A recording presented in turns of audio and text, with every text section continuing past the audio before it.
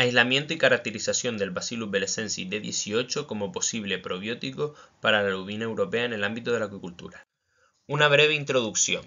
El estrés desemboca en inmunosupresión, la cual aumenta la susceptibilidad a enfermedades como la vibriosis. El Vibrio anguilarum se manifiesta con una septicemia hemorrágica, que normalmente acaba con la vida del pez.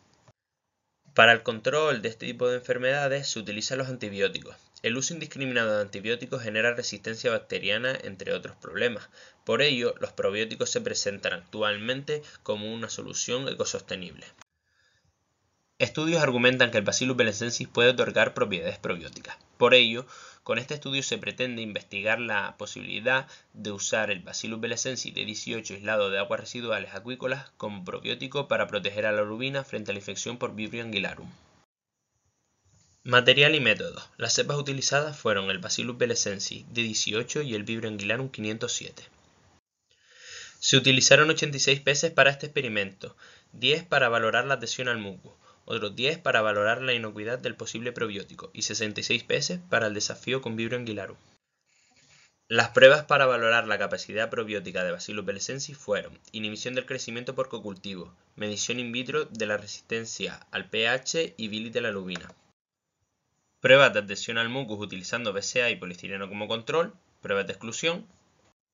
Ensayos para valorar la inocuidad. Se administró la cepa probiótica intraperitonealmente, se monitorizó 30 días y posteriormente se realizó la necropsia e histopatología. Y por último, el desafío con Vibrio anguilarum después de la administración oral del Bacillus belesensis. Se utilizaron los 3 grupos que se observan en la presentación. Resultados y discusión. Inhibición del crecimiento por cocultivo. Después de 24 horas, el Bacillus belesensis inhibió el 30% del crecimiento del Vibrio anguilarum.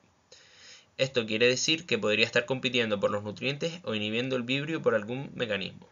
Medición in vitro de la resistencia al pH y bilis de la lubina. Con respecto a la bilis, el Bacillus belesensis fue capaz de sobrevivir 1 hora y media a la exposición de bilis de lubina al 10%. No hubo diferencias significativas en el crecimiento entre el control y la bilis al 10%. Con respecto al pH, el Bacillus belesensis presentó una supervivencia baja a pH inferior a 4. Los valores de supervivencia para pH 5, 6 y 7 fueron respectivamente 35, 70 y 95%. La concentración real de bilis en los peces es desconocida. Por ello, hemos elegido una concentración alta, del 10%. Al igual que Sorrosa y compañía en 2012 para el Bagococcus fluvialis, hemos obtenido una supervivencia baja a un pH ácido. Pero eso no significa que el Bacillus belesensis no pueda sobrevivir y colonizar el intestino, porque esto no ocurre en vivo. Las bacterias administradas con alimentos recibirán una acción indirecta del pH. Además, la resistencia a la acidez no es un requisito indispensable para seleccionar un probiótico. Pruebas de adhesión al mucus. El Bacillus belesensis D18 mostró mejor adhesión al mucus intestinal que al BCA o al polistireno, con diferencias significativas. Además, la capacidad de adhesión del Vibrio anguilarum disminuyó considerablemente en un 60% en presencia de la cepa probiótica. La adhesión al mucus es un factor muy importante, ya que permite la colonización y persistencia en el tracto gastrointestinal. Además, puede restringir el acceso de patógenos a los receptores de los tejidos. Ensayos para valorar la inocuidad. Los resultados obtenidos fueron un 100% de supervivencia. No se observaron daños en los órganos internos y tampoco se encontró la cepa en los mismos.